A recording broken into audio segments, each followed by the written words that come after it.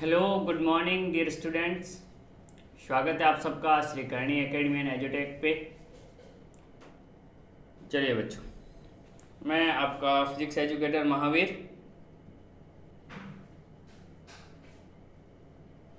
कैमरे को छेड़ो मत, कट रहा है। ओके, चलिए बच्चों, तो जल्दी से जल्दी आप लोग कनेक्ट हो जाइए, जुड़ जाइए और हाय हेलो बोल के बता दीजिए भाई कौन कौन क्लास में आ चुका है। रोज़ाना एक ही बात बोलता हूँ, रेगुलर रहिए, रेगुलर रहिए। जो बच्चे रेगुलर रह रहे हैं उनका रेस्पॉन्स भी काफ़ी अच्छा आ रहा है। तो पोटेंशियल यानी विभव चैप्टर 3 और उसका पार्ट 4 आज हम लोग करने वाले हैं, जिसमें विद्युत द्विध्रुव के कारण आपको जो है बताया जाएगा कि पोटेंशियल क्या होता है, और उसके साथ साथ आपको अध्यारोपण के सिद्धांत के बारे में भी जो है आज थोड़ा बताने वाला हूँ। चलिए बच्चों, वेट कर लेते हैं एक आधा मिनट, कोई और बच्चा भी आ जाए ताकि उसका नुकसान नहीं हो। बाकी कल की क्लास में किसी को कोई डाउट हो तो वो बता सकता है। चलिए जी, गुड मॉर्निंग।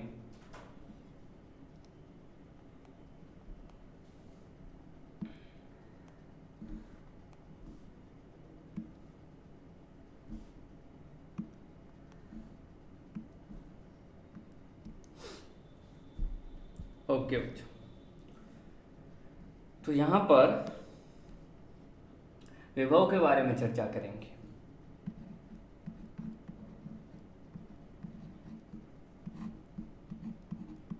कल हमने देखा था बिंदु आवेश के कारण विभव, बिंदु आवेश के कारण विभव। और आप सबको पता है कि कोई भी बिंदु आवेश मान लेते हैं Q है, इससे R दूरी पर कोई पॉइंट P है, तो इस पर विभव आया था KQ/R। अगर ये माइनस होता तो विभव आता यहाँ इसी पॉइंट P पे -KQ/R, है ना। यानी एक बात ध्यान रखी थी हमने, मैंने हैशटैग करके लिखवाया था, आवेश को चिन्ह के साथ रखना है, चिन्ह के साथ रखना है। जिन बच्चों ने नहीं लिखा वो लिख सकते हैं। चूंकि विभव अदिश राशि है, कैसी राशि है? अदिश राशि है, किसकी कोई दिशा नहीं होती, अदिश राशि है, अतः सामान्य अंकों की तरह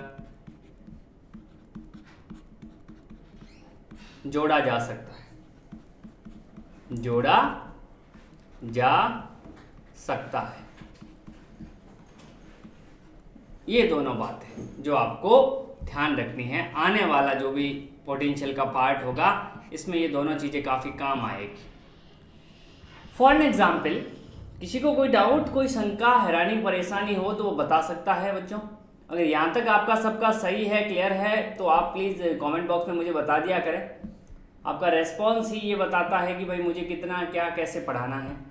फॉर एग्जाम्पल, आपके पास एक Q1 है, एक चार्ज Q2 है, एक चार्ज Q3 है, एक चार्ज Q4 है। एक पॉइंट है जिससे Q1 की डिस्टेंस है R1, Q2 की डिस्टेंस है R2, Q3 की डिस्टेंस है R3 और Q4 की डिस्टेंस है R4। और आपसे अगर कोई कह दे कि भाई साहब बताइए ये जो पॉइंट O है, जिसको मैं O ले लेता हूँ, इस O पर पोटेंशियल क्या होगा, तो आप कहोगे भाई इस O पर पोटेंशियल सर Q1 के कारण होगा, Q2 के कारण भी होगा, Q3 के कारण भी होगा और Q4 के कारण भी होगा सर।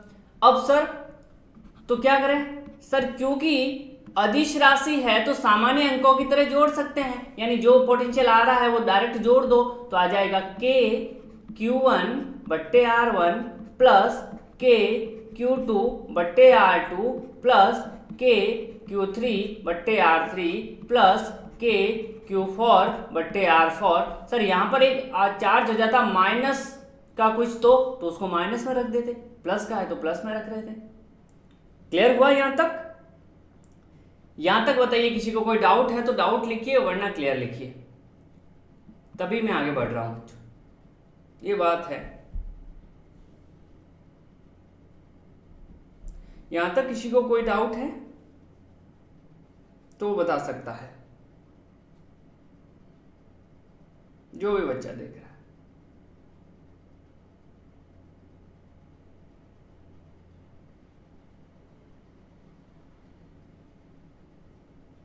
ओके,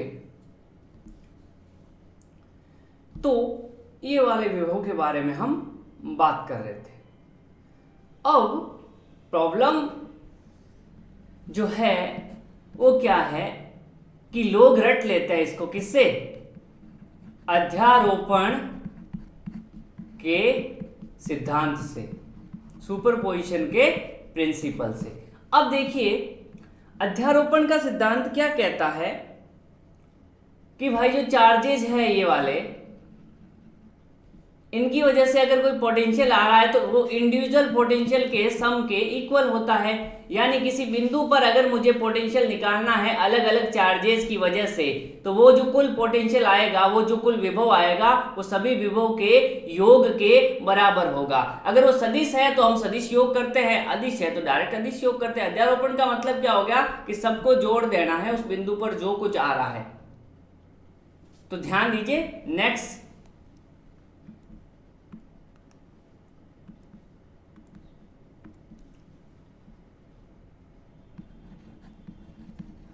अध्यारोपण का सिद्धांत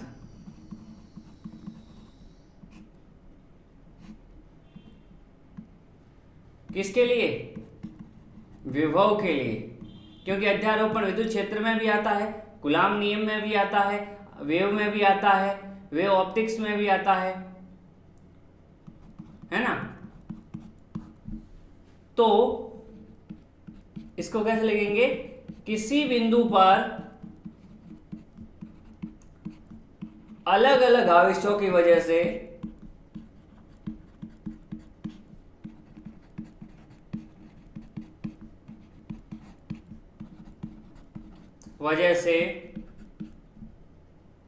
विभव, या फिर इसको लिखोगे कुल विभव,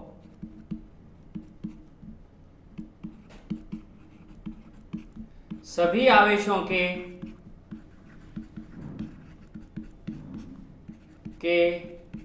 कारण विभव के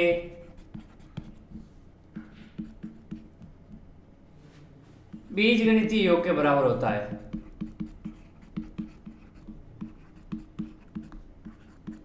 के बराबर होता है, एल्जेब्रिक सम कर देना है। कैसे? मान लेते हैं पॉइंट O है और मैं 3 एग्जांपल ले रहा हूं, Q1 R1 Q2 R2 Q3 R3।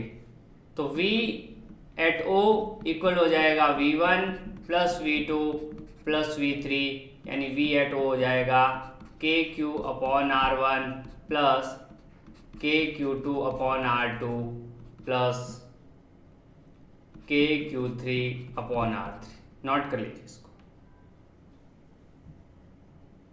KQ3 upon R3। चलिए, good morning Neetu, Kailash, good morning बच्चों। ये हमने देखा है आज अध्यारोपण का सिद्धांत विभव के लिए कि अलग अलग पॉइंट्स, अलग अलग चार्जेस की वजह से अगर मुझे किसी पॉइंट पर विभव निकालना है तो वो जो विभव आएगा अलग अलग आवेशों की वजह से कुल विभव सभी आवेशों के कारण विभव के बीजगणितीय योग के बराबर आएगा। हर एक आवेश की वजह से जो भी आ रहा है विभव, उसको लिख देना है। माइनस चार्ज होता तो माइनस आ जाता, प्लस होता तो प्लस आ जाता। एक एग्जाम्पल देख लीजिए, मान लीजिए कि कोई पॉइंट यहाँ पर है, बिल्कुल यहाँ पर Q चार्ज है, यहाँ पर माइनस Q चार्ज है, यहाँ पर इस पॉइंट पे निकालना है मुझे पोटेंशियल। ये वाले डिस्टेंस भी R है और ये वाले डिस्टेंस भी R है, तो इस पर पोटेंशियल क्या होगा, तो इस प्लस की वजह से होगा KQ/R और इस माइनस की वजह से क्या होगा, माइनस KQ/R, क्योंकि चार्ज माइनस है तो चिन्ह के साथ रखेंगे, ये प्लस का ये माइनस का दोनों ऐड होके क्या हो जाएंगे, 0 हो जाएंगे, तो इस पॉइंट पर कितना आ जाएगा, 0 आ जाएगा। बात क्लियर हुई? सभी बच्चों को समझ आई ये बात कि अध्यारोपण का सिद्धांत कैसे यूज करना है, और फर्क समझ में आ रहा है। वहां पे हमने अध्यारोपण के सिद्धांत के लिए क्या किया था, जब हमने विद्युत क्षेत्र निकाला था तो यहाँ पे माइनस था, यहाँ पर प्लस था, तो हमने क्या किया था, इस माइनस की वजह से इस तरफ आया था विद्युत क्षेत्र, इस प्लस की वजह से इधर आया था, ये दोनों वेक्टर थे तो इनको वेक्टर की तरह से जोड़ा था, लेकिन ये स्केलर है, ये अदिश है, तो इनको डायरेक्ट जोड़ के कर सकते। बात समझ आई बच्चों?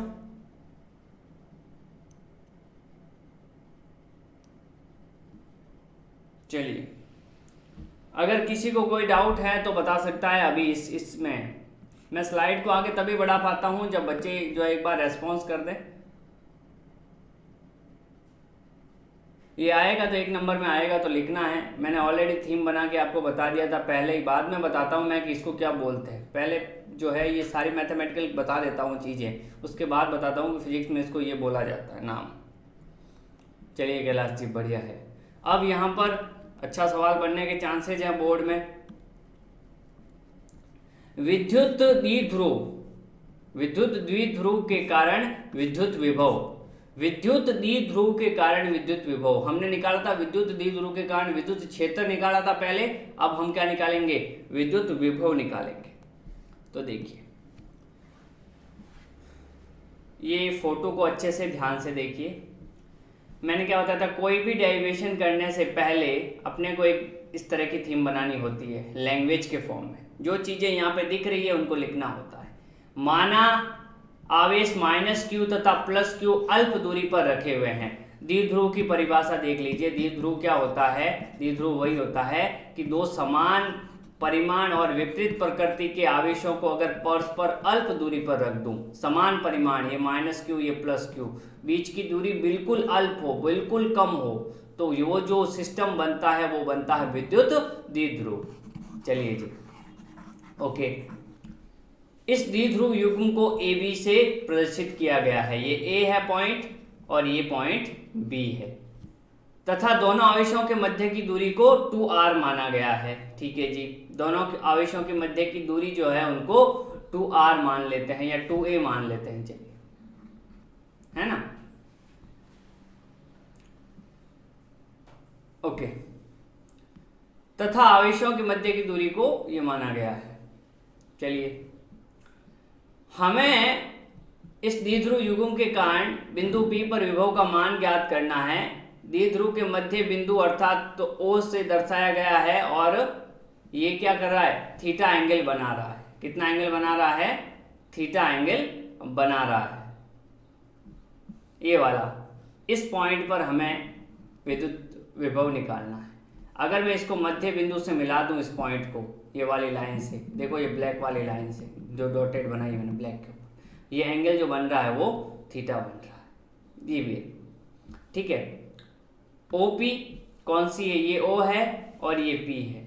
OP जो है वो थीटा एंगल बना रहा है किससे, द्विध्रुव के एक्सिस से, ये वाले, इससे कितना एंगल बना रहा है, थीटा एंगल बना रहा है। चलिए, ये तो बात। माना OP की दूरी R है,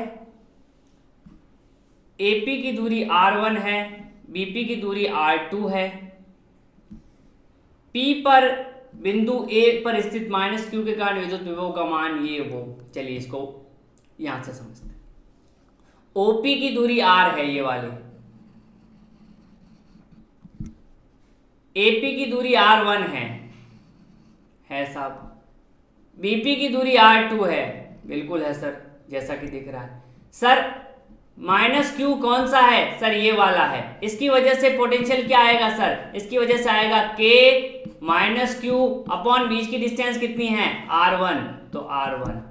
सर इस प्लस क्यू की वजह से पोटेंशियल कितना आएगा सर, इसकी वजह से आएगा k, क्योंकि ये प्लस का है तो प्लस अपॉन बीच की डिस्टेंस कितनी है r2, तो इस पर आ जाएगा r2। अभी मैंने बताया था इस वाले की वजह से ये वाला पोटेंशियल, इस वाले की वजह से ये वाला पोटेंशियल, इस पॉइंट पे टोटल पोटेंशियल निकालना है तो इसको और इसको ऐड कर दोगे, इसको और इसको ऐड कर दोगे। माइनस क्यू की वजह से जो पोटेंशियल आ रहा है उसको और प्लस क्यू की वजह से जो पोटेंशियल आ रहा है उसको, इस पॉइंट पे कितना आएगा टोटल, दोनों को ऐड कर दोगे। यही अध्यारोपण का सिद्धांत कहता है। तो V1 जो है माइनस क्यू की वजह से आया है 1/4πε0, के को लिख सकता हूं 1/4πε0, कहीं कोई डाउट नहीं होना चाहिए। माइनस, क्योंकि माइनस की वजह से इधर वाला माइनस था इधर वाला प्लस था, ये वाली डिस्टेंस r1 थी और ये वाली डिस्टेंस जो थी वो r2 थी, इसलिए ये आएगा माइनस r1। इसी प्रकार ये b पे प्लस चार्ज था और बीच की डिस्टेंस r2 थी, इसलिए आया 1/4πε0 q/r2। ये v1 और v2 दोनों आ गए। क्या यहाँ तक किसी को कोई डाउट है? मैं रुका हुआ हूँ। गरिमा, कैलाश, नीतू, माई क्रिएशन, किसी को भी कोई डाउट है? अगर आपने लेक्चर अच्छे से सुना है शुरुआत के 5 मिनट तो आपको पता हो जाएगा कि ये V1 मैंने कैसे लिखा है और V2 कैसे लिखा है।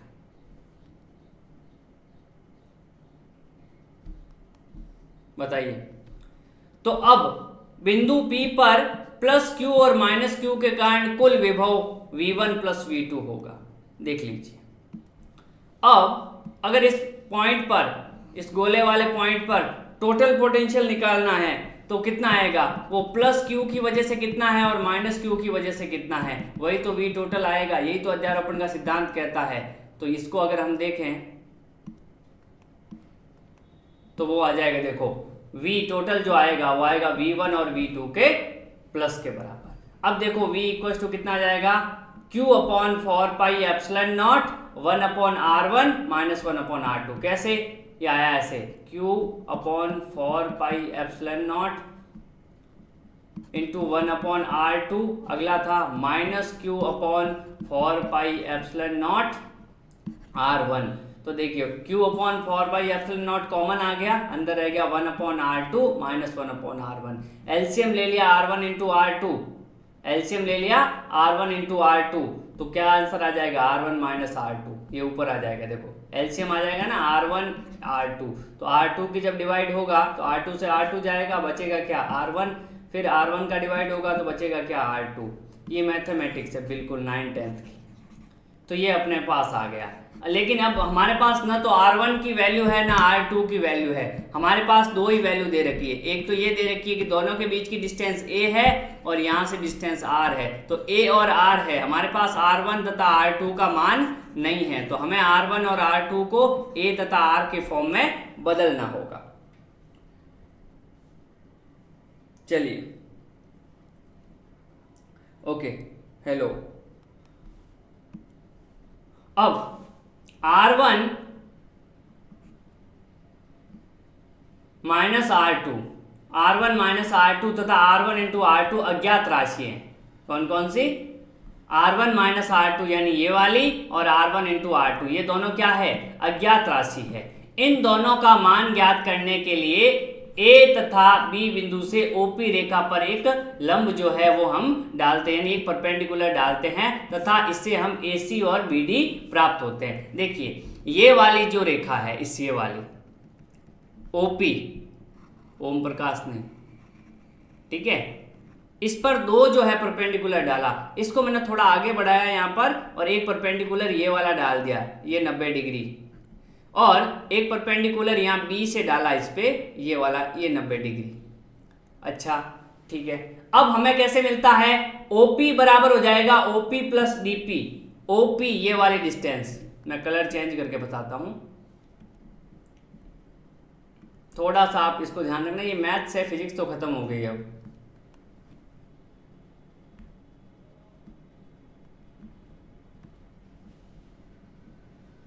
ये वाली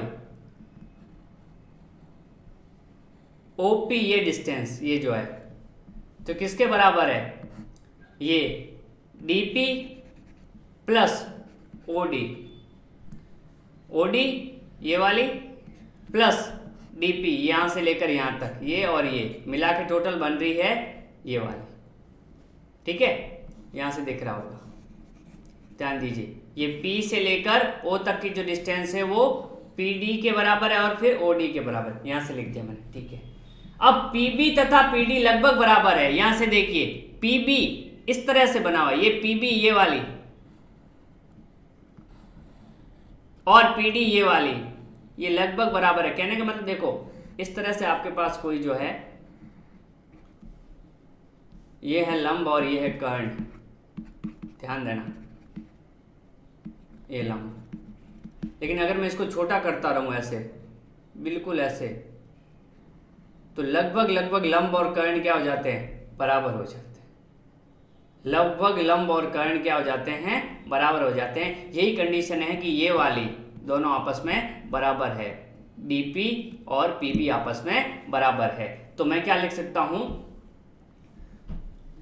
DP की जगह क्या लिख सकता हूं, PB कितनी है R2, DP की जगह क्या लिख सकता हूं R2, और OD कितनी है, OD देखिए ये वाला O, ये D, ये वाले डिस्टेंस A, और यहां से कितना है ये, इस तरह से एंगल कितना है, ये थीटा है।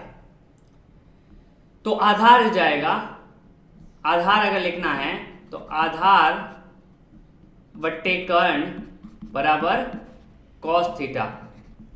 तो आधार क्या हो जाएगा, कर्ण इंटू कॉस थीटा। कर्ण कितना है A, कर्ण है A कॉस थीटा और आधार कितना है OD, इसलिए OD बराबर क्या आ जाएगा, A कॉस थीटा। क्या बात समझ आई श्रवण, गुड मॉर्निंग। क्या ये बात समझ में आई या मुझे रिपीट करने की जरूरत है?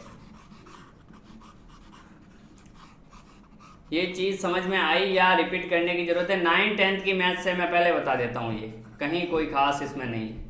ये वाली डिस्टेंस अगर मुझे निकालनी है OD, देखिए इस ट्राइंगल में अगर ये थीटा है तो ये हो जाएगा, देखिए ये वाला है आधार, आधार कितना है OD बट्टे कर्ण कितना है OB, और ये बराबर आता है आधार बट्टे कर्ण कॉस थीटा के। आधार मुझे निकालना है, ये OB कितना है, ये हो जाएगा OB into cos theta. OB कितना है, OB है A के बराबर, तो A कॉस थीटा कितना हो जाएगा, A cos theta into R। और OP कितना है, OP तो आपको दे रखा है, O से लेके P तक की दूरी तो आपको पता है R है टोटल, तो ये हो जाएगी R। तो यहाँ पे हो जाएगा R equals to A cos theta plus R2। तो R2 कितना हो जाएगा, R2 हो जाएगा आपके पास R minus A cos theta, R minus A cos theta. आया समझ में? Good morning. ओके चलिए जी, स्वागत है आप सबका, सपा के जो है प्रमुख। चलिए ठीक है, क्लियरली समझ आया?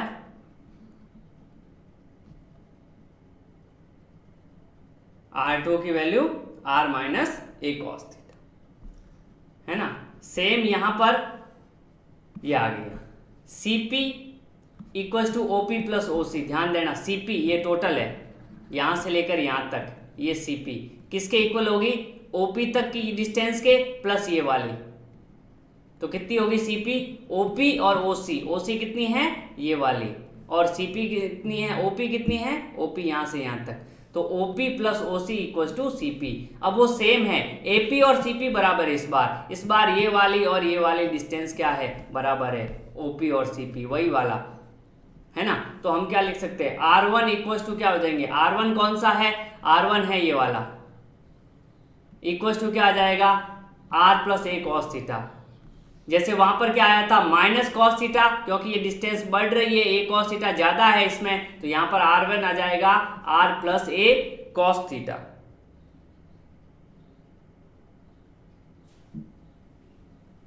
नाम बोल दिया है मैंने आपका।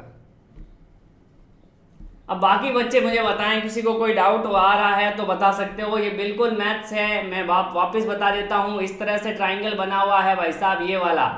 इस ट्राइंगल को अगर मैं ब्लैक वाले को अलग करके दिखाऊंगा तो ये इस तरह से बनेगा, ध्यान दीजिए। यहाँ पर एक पॉइंट ऐसे है और इस तरह से ये लाइन जुड़ी हुई है, इसको मैंने बिल्कुल अलग करके काट के रख दिया है। अब यहाँ पर ये बिंदु है P, यहाँ पर ये C, ध्यान से देखना आप समझ में आ जाएगा अगर किसी को इधर उधर हुआ है तो थोड़ा। ये है A। अब आपने क्वेश्चन में बोल दिया है कि ये है R1, ये है R और ये कितना है, अगर ये A है और यहाँ पर ये परपेंडिकुलर है, ये एंगल थीटा है, तो यहाँ पर ये वाली डिस्टेंस हो जाएगी A cos थीटा, वही वाला कर्ण बट्टे आधार cos थीटा से ये A cos थीटा बन जाएगी। अब आपको बता दिया है यहाँ पर ये वाली डिस्टेंस R है, ये और ये बराबर है टोटल पूरी यहाँ से लेकर, यानी AP बराबर है किसके, CP के। ठीक है साहब, तो AP की जगह मैं क्या लिख सकता हूँ, यहाँ पर CP की जगह क्या लिख सकता हूँ, AP, तो मैं लिख सकता हूँ CP equals to OP plus OC। CP की जगह क्या लिख सकता हूँ, AP, AP कितना है R1, OP कितना है R और OC कितना है, O से लेकर C, ये वाला A cos थीटा। चलिए अब बताइए किसी को कोई डाउट है तो। यहाँ पर R1 equals to R plus A cos theta, पूरी मैथ्स है यहाँ पर, फिजिक्स कहीं नहीं है, कहीं किसी कोने में फिजिक्स नहीं है, मैं ये बता देता हूँ। आप 12th के स्टूडेंट आप खुद समझ सकते हो कि यहाँ कहीं पे फिजिक्स का कोई यूजेस नहीं है।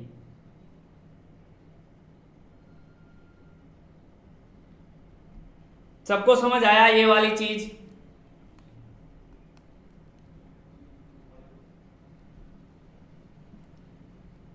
प्लीज एक बार रेस्पॉन्स कर दें यार, है ना, आपसे रिक्वेस्ट है ताकि मैं क्या आगे बढ़ सकूं, वरना मुझे करवाने में कोई दिक्कत नहीं, मैं अगर खुद करना होता तो 5 मिनट में कर लेता इसको, आप ही के लिए तो कर रहा हूं। तो इस डायग्राम से ये चीज़ समझ में आ जानी चाहिए। अब अपने पास दो इक्वेशन आई है, यहाँ पर मैं दोनों इक्वेशन लिख रहा हूँ। R2 जो हमारे पास आया था वो आया था R minus A cos theta, ठीक है, और R1 जो आया है वो R plus A cos theta. अगर मैं दोनों को माइनस कर दूं, ये इक्वेशन नंबर 1, इक्वेशन नंबर 2 और ये इक्वेशन नंबर 1, तो अगर मैं दोनों को घटा दूं तो मेरे पास क्या आ जाएगा, अगर मैं इक्वेशन 2 में से इक्वेशन 1 को घटा देता हूँ, इक्वेशन 2 में से इक्वेशन 1 को घटा देता हूँ, तो देखिए R1 माइनस R2, इधर तो क्या रहेगा R1 माइनस R2, इधर क्या रहेगा R में से R तो चला जाएगा, तो बन क्या जाएगा ये वाला 2A cos थीटा, क्योंकि माइनस होगा तो क्या हो जाएगा A cos थीटा और A cos थीटा ऐड हो जाएंगे और ये दोनों जीरो हो जाएंगे क्योंकि R में से R चला जाएगा। ठीक है, चलो गरिमा क्लियर है, चलिए बढ़िया बेटा। तो यहाँ पर ये वाली चीज़, ठीक है, ये यही किया, दोनों समीकरणों को आपस में घटाने पर R1 माइनस R2 अगर घटा दोगे तो R कैंसिल हो जाएगा और cos थीटा ऐड हो जाएंगे, तो 2A cos थीटा। दोनों समीकरणों को अगर गुणा कर दूं तो देखो R2 इक्वल टू है R minus A cos theta और R1 जो है बच्चों वो है R plus A cos theta. अगर दोनों को गुणा करूंगा तो R1 इंटू R2 बराबर हो जाएगा R minus A cos theta और R plus A cos theta. ठीक है, अब देखिए A माइनस बी और A प्लस बी, तो क्या होता है A square minus B square होता है ना, तो यहाँ से लिख सकता हूँ R का square minus A square cos square theta, यही आ जाएगा। R1 इंटू R2 आ जाएगा R square minus A square cos square theta. ठीक है, कॉस 2 थीटा नहीं है, कॉस स्क्वायर थीटा। क्या ये बात समझ में आ गई यहाँ तक? किसी को कोई दिक्कत है तो मुझे बता सकता है। ये सारी तो वो चीज़ें जो मुझे आपको समझाने के लिए करवानी होती हैं, जो इस डेरिवेशन का पार्ट है ना। यहाँ तक ये सारा क्यों पंगा किया, क्योंकि अब मेरे पास वैल्यू आ गई है, अब मेरे पास वैल्यू आ गई है R1 माइनस R2 की वैल्यू आ गई है 2A cos थीटा और R1 इंटू R2 की वैल्यू आ गई है R square minus A square cos square theta. चलिए साहब, ये दोनों वैल्यू मेरे पास आ गई क्योंकि मुझे ये दोनों वैल्यू चाहिए थी। क्यों चाहिए थी? क्योंकि ये देखो R1 माइनस R2 और R1 इंटू तो अब अगर मुझे यहाँ पे लिखना है तो इसमें क्या लिख सकता हूँ, v equals to q upon 4πε0। R1 minus R2 की जगह क्या लिखूंगा मैं, ये वाली वैल्यू 2a cos थीटा, और R1 इंटू R2 की जगह लिखूंगा R स्क्वायर माइनस ए स्क्वायर कॉस स्क्वायर थीटा। तो क्या कर दूंगा मैं, बिल्कुल सिंपल है, 2a cos थीटा नीचे लिख दूंगा R स्क्वायर माइनस ए स्क्वायर कॉस स्क्वायर थीटा। ठीक है, ये वाली चीज। अब बिल्कुल सिंपल हो गया साहब। अगर r is very very greater than a, then r square is very very greater than a square cos square theta. यानी r square minus a square cos square theta को लगभग लिख सकता हूँ r स्क्वायर के बराबर, क्योंकि ये चीज़ नेगलेक्ट हो जाएगी। तो जब ये चीज़ नेगलेक्ट हो जाएगी तो देखिए यहाँ पर क्या बन जाएगा, v इक्वल हो जाएगा q 2a cos theta upon 4πε0, और इसकी जगह लिख सकता हूँ ये वाला r स्क्वायर। अब q इंटू 2a होता है p, डाइपोल मोमेंट होता है q इंटू 2a, कोई भी एक चार्ज और बीच की डिस्टेंस का मल्टीपल। तो v इक्वल हो जाएगा p cos theta upon 4πε0 r square, या इसको लिख सकते हैं 1/4πε0 को लिख सकता हूँ k, तो हो जाएगा kp cos theta upon r square equals to v। ये होता है डाइपोल की वजह से पोटेंशियल डिफरेंट। क्या बात समझ में आई बच्चों?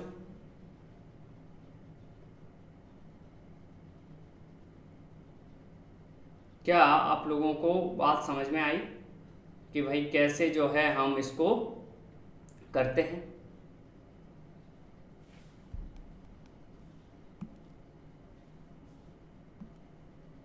यही आपके पास आ गया, देखो v equals to 1/4πε0 2a cos theta, और यहाँ पर इसको लिख सकता हूँ 2aq p। ये कितना होता है, ये द्विध्रुव आघूर्ण होता है। क्या होता है, द्विध्रुव आघूर्ण p। तो यहाँ पर लिख दिया q इंटू 2a को p, तो हो जाएगा यही v आ जाएगा kp cos theta upon r square. क्या सबको समझ आया? देखो ईमानदारी से बता देना, कहीं पे कोई ऐसा नहीं है कि जो है आप लोगों को डाउट रहा होगा। फिजिक्स तो वहीं तक थी, फिजिक्स कहाँ तक थी, ये माइनस है और ये प्लस था, और यहाँ पर कितना पोटेंशियल आएगा। उसके बाद जो भी हमने परपेंडिकुलर डाले, थीटा निकाला, वो सारा मैथमेटिकल पार्ट था। मैं आपको पहले ही बता देता हूँ कि physics is nothing, logic plus maths. अगर आपका लॉजिक्स अच्छा है तो फिजिक्स तो आपकी हो गई है। अब अगर आपकी मैथ्स अच्छी है तो आपका आंसर भी आ जाए, ये ध्यान रखना। किसी को कोई डाउट है तो बेझिझक पूछ सकता है, मैं रिपीट कर दूंगा। बट एक बार जो है जिस डेरिवेशन को मैंने मुझे लग रहा है बहुत धीरे समझाया है आप लोगों को कि कहीं पे कोई डाउट नहीं होना चाहिए। सारे मैथमेटिकल्स फॉर्मूले मैंने डेरिवेशन के साथ साथ खुद लिख के बताए हैं कि कहाँ से क्या हुआ है। अब यहाँ पर कुछ कंडीशन आती है, देखिए बच्चों कंडीशन क्या होती है। जैसे द्विध्रुव के अक्ष पर, तो यहाँ पे देखिए ये माइनस क्यू, यहाँ पर प्लस क्यू, ठीक है साहब। अक्स मतलब ये वाली चीज़ यहाँ पर, तो वो थीटा जो बन रहा था ना बच्चों, ये वाला, ये थीटा, ये धीरे धीरे धीरे धीरे थीटा क्या चला जाएगा, यही पॉइंट आ गया। तो थीटा क्या हो जाता अक्स पर, थीटा 0 हो जाता, क्योंकि ये पॉइंट ऐसे बन रहा था। अभी धीरे धीरे धीरे धीरे क्या हो जाएगा, इसी अक्स पे चला जाएगा, तो थीटा 0 हो जाता है द्विध्रुव के अक्स पे। तो थीटा अगर इसमें 0 रख दोगे तो v बराबर क्या आ जाएगा, के P cos 0 upon r square. Cos 0 होता 1, तो k p upon r square answer आ जाएगा। ऐसे कैसे निरक्ष पे बात करें, निरक्ष यानी ये जो होता है ये माइनस और ये प्लस 90 डिग्री, इस पॉइंट पे बात करते हैं तो थीटा 90 हो जाता है। तो v इक्वल हो जाएगा के P cos 90 divide by R square, और कॉस 90 कितना होता है, 0 होता है, इसलिए आपके पास क्या जाएगा, ये हो जाएगा 0। तो निरक्ष पे पोटेंशियल 0 होता है और अक्ष पे होता है के पी अपॉन आर स्क्वायर। अब बताइए मुझे, कहीं पे कोई किसी को हैरानी परेशानी शंका रही है इस पोटेंशियल वाले क्वेश्चन में? आएगा तो 4 नंबर में आएगा और पक्का आएगा बोर्ड में। करना कुछ नहीं है, बस अध्यारोपण का सिद्धांत लगाना है, ट्राइंगल बना के R1 और R2 की वैल्यू फाइंड आउट करनी है A तथा R के फॉर्म में, और उसके बाद ये वाली चीज़ फाइनल फार्मूला आपको पता है KP cos theta upon R square आता है। अगर अक्ष पे बात करते हैं तो थीटा 0 हो जाता है, और निरक्ष पे बात करते हैं तो थीटा 90 हो जाता है। बाकी किसी थीटा पे पूछेगा तो थीटा आपको दे देगा, R दे देगा, तो आप आराम से निकाल सकते हो। चलिए बच्चों, तो ये डेरिवेशन था। थोड़ा सा मैथमेटिकल काफ़ी रहा होगा, मुझे पता, पसीना आया होगा और आना भी चाहिए। हर चीज़ अगर आपको इजीली जो है अवेलेबल हो जाएगी तो आप करोगे नहीं उन चीज़ों को। बिल्कुल सिंपल सा है ना। नेक्स्ट क्लास में जो है वो होगा अपना इक्वी पोटेंशियल सरफेस सम विभव पृष्ठ क्या होता है। बहुत ही इंपॉर्टेंट है नीट और जेई के पॉइंट ऑफ व्यू से और बोर्ड के पॉइंट ऑफ व्यू से। सम विभव पृष्ठ बहुत बार सवाल आए हुए हैं उस पर, जहाँ पर क्या होता है विभव समान हो जाता है। एक ऐसा पॉइंट, यहाँ का विभव, यहाँ का विभव, यहाँ का विभव, सारे विभव अगर समान हो गए तो वो क्या हो जाएगा, सम विभव पृष्ठ बन जाएगा। अब वो अलग अलग होते हैं, बेलनाकार, गोलाकार, प्लेट, कैसा भी हो सकता है। ये सारी चीज़ें कौन सा रिपीट करना है जी, ये बताइए।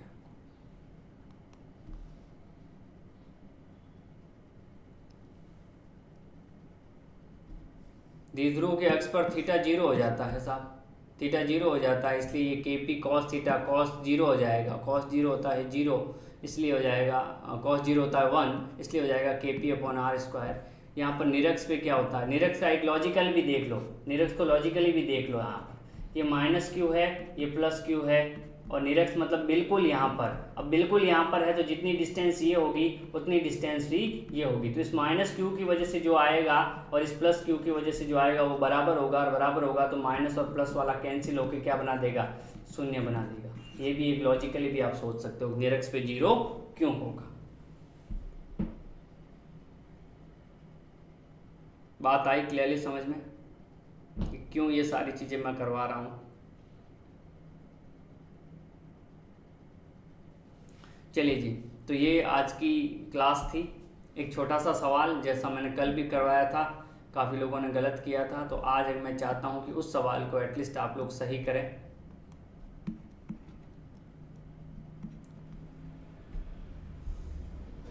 ओके, चार्ज जो है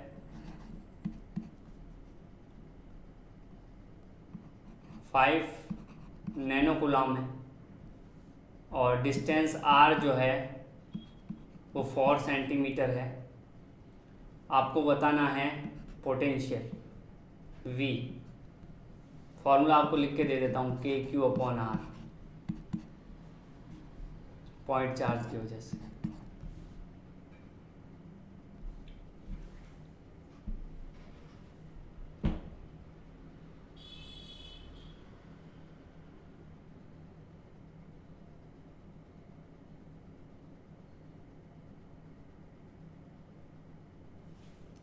तो आपके आंसर है 5K/4,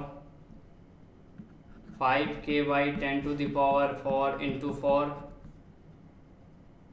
5K into 10⁻⁻7 divide by 4, या फिर 5K अपॉन 24। ये A, B, C और D,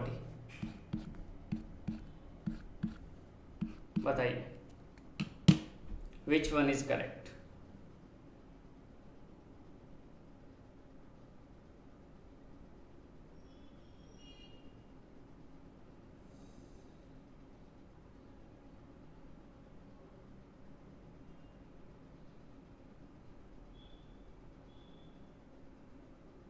ओके, जयश्री का ऑप्शन आया है C। कितने लोग जयश्री को सपोर्ट कर रहे हैं?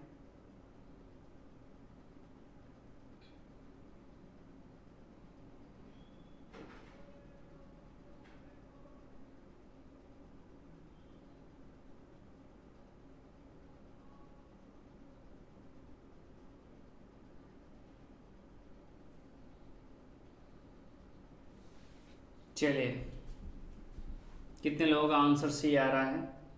माई क्रिएशन का सी आया है, गौरी का। चलिए, और देखिए बच्चों,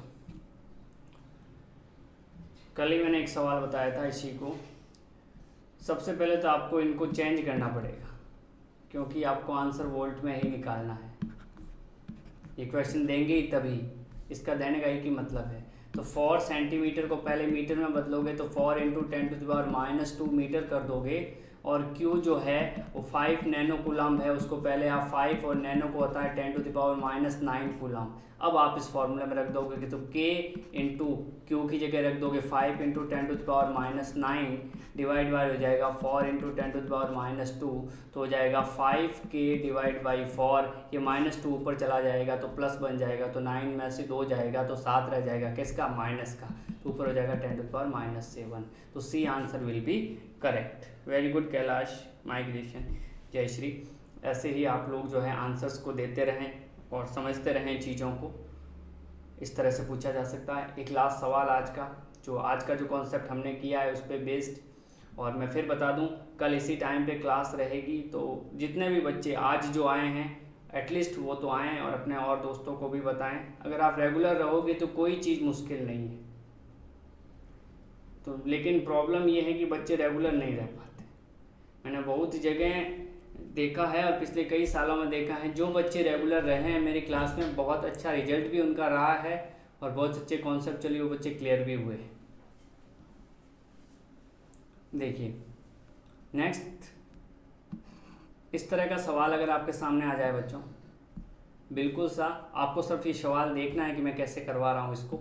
ये क्यू है, ये भी क्यू है, ये भी क्यू है, 3 चार्ज है क्यू, ये स्क्वायर है, यहाँ पर ए है, ये ए है, ये ए है और ये ए है, 4। इस पॉइंट पर अगर आपको पोटेंशियल पूछे तो बिल्कुल सिंपल पोटेंशियल निकालना है, क्योंकि ये क्यू है, इसकी वजह से ये वाले मान लेता है 1, ये मान लेता हूँ 2 और ये मान लेता हूँ 3, तो इसकी वजह से आएगा V1,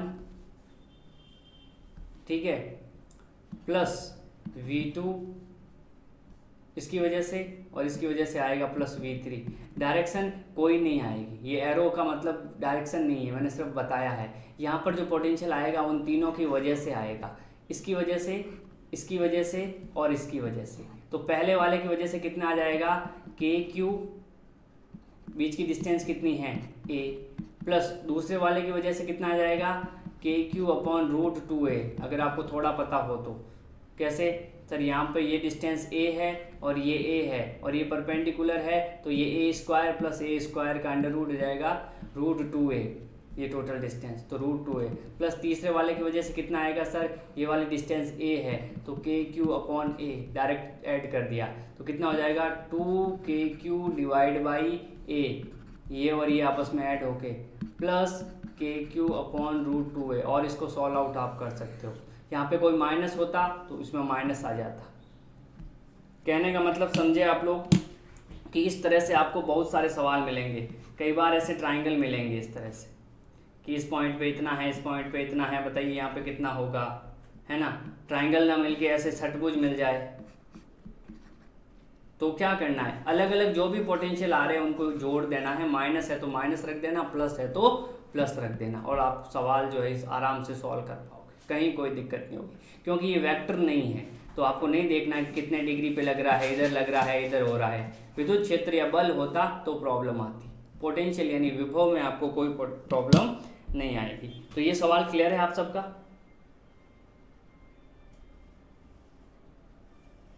क्लियर है ये कॉन्सेप्चुअली? ऐसे सवाल आएंगे तो कर लोगे, क्योंकि कल का जो लेसन रहेगा उसमें न्यूमेरिकल होंगे, तो कल न्यूमेरिकल पोर्शन करवाया जाएगा, ध्यान देना। इक्वी पोटेंशियल के साथ साथ न्यूमेरिकल रहेंगे कल, और काफ़ी ज़्यादा न्यूमेरिकल रहने वाले हैं। तो कल का जो मैं आपको न्यूमेरिकल दूंगा, 1-2 मिनट का टाइम होगा, आप उसको सॉल्व करोगे, फिर मैं उसके आंसर बताऊंगा। तो कोशिश करें, अंकिक सवाल होने वाले हैं कल, क्लास में आएँ और आज तक जो पढ़ाया वो पढ़ के ज़रूर आए। चलिए, तो thank you very much. Next class में मिलता हूँ कल आपसे, बिल्कुल 8 बजे जो है आप हाजिर हो जाएं, यही आपसे रहेगी request. Thank you very much.